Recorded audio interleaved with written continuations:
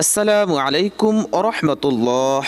সুপ্রিয় কোরআনের আলোর শ্রোতা মণ্ডলী, আশা করি আল্লাহর অশেষ মেহেরবানিতে সকলেই ভালো আছেন। সুপ্রিয় শ্রোতা বন্ধুগণ, আমরা আলোচনা করব আমাদের আদিপিতা হজরত আদম আলাইহিস সালাতু ওয়াসসালাম সম্পর্কিত আয়াতে কোরআনী নিয়ে। পবিত্র কোরআন শরীফে হজরত আদম আলাইহিস সালাতু ওয়াসসালাম এর বর্ণনা 25টি আয়াতে 25 বার এসেছে, যার বিস্তারিত বর্ণনা এ আলোচনার শেষে তথ্যকণিকায় দেওয়া হয়েছে। পবিত্র কোরআন শরীফের নবীদের মধ্যে সর্বপ্রথম আবুল বাশার মানব জাতির পিতা হজরত আদম আলাইহিস সালাতু ওয়াসসালাম এর বর্ণনা এসেছে।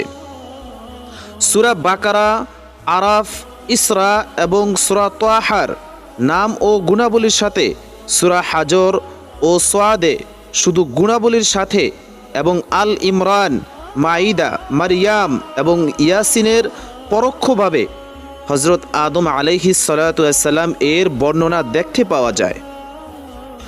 উপরে উল্লেখিত সূরা ও আয়াতসমূহে বর্ণনা, ভঙ্গি, প্রয়োগ, কৌশল ইত্যাদি ক্ষেত্রে হজরত আদম আলাইহিস সালাতু ওয়াসসালাম এর বর্ণনা বিভিন্ন রূপ পরিলক্ষিত হলেও লক্ষ্য ঘটনার প্রেক্ষিতে তাৎপর্য সর্বত্রই এক ও অভিন্ন, যা উপদেশ প্রদানের লক্ষ্যে সময় সুযোগ অনুযায়ী বিভিন্ন বার বিভিন্ন ভঙ্গিতে পেশ করা হয়েছে।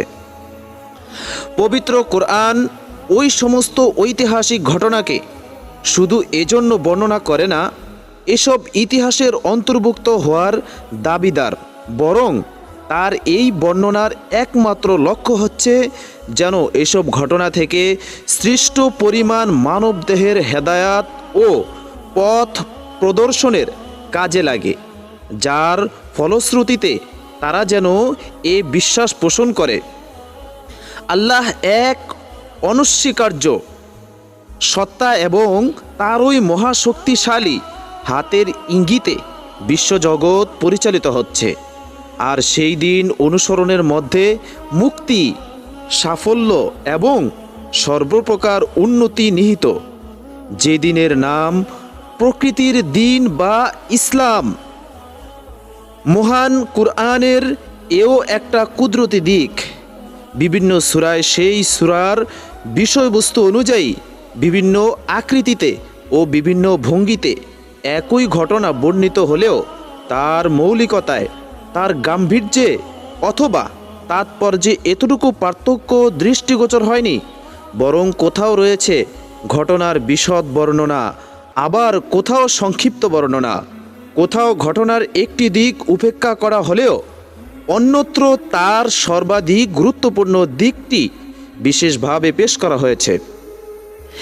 এক স্থানে কোনো ঘটনার আনন্দদায়ক এবং উদ্দীপনা সৃষ্টিকারী পরিণামের দিকটি তুলে ধরা হলেও অন্যত্র মূল ঘটনায় কোনো রূপ পরিবর্তন না করেই তার আতঙ্কজনক উভয় দিকই পেশ করা হয়েছে। বরং কোনো কোনো স্থানে একই সাথে আনন্দদায়ক ও আতঙ্কজনক উভয় দিকই পেশ করা হয়েছে, কিন্তু এ কারণে মূল ঘটনার তাৎপর্য এবং গাম্ভীর্যের মধ্যে কোথাও সামান্য মাত্র হেরফেরও পরিলক্ষিত হয়নি। এ অবস্থা নিঃসন্দেহে সর্বজ্ঞাত ও মহাশক্তিশালী আল্লাহর পবিত্র বাণীর পক্ষেই সাজে।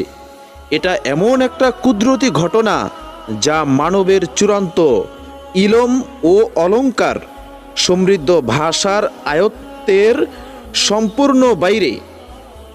আফালা ইয়াতাদাব্বারুনাল কুরআন ওয়ালাউ কানা মিন ইনদি গায়রিল্লাহি লাওজাদু ফিহি ইখতিলাফান কাসীরা। অর্থাৎ, তবে কি তারা কোরআন সম্বন্ধে অনুধাবন করে না? এটা যদি আল্লাহ ছাড়া অপর কারো বাণী হতো তবে তারা এতে অনেক অসঙ্গিত পেত। সূরা আন-নিসা আয়াত নম্বর 82।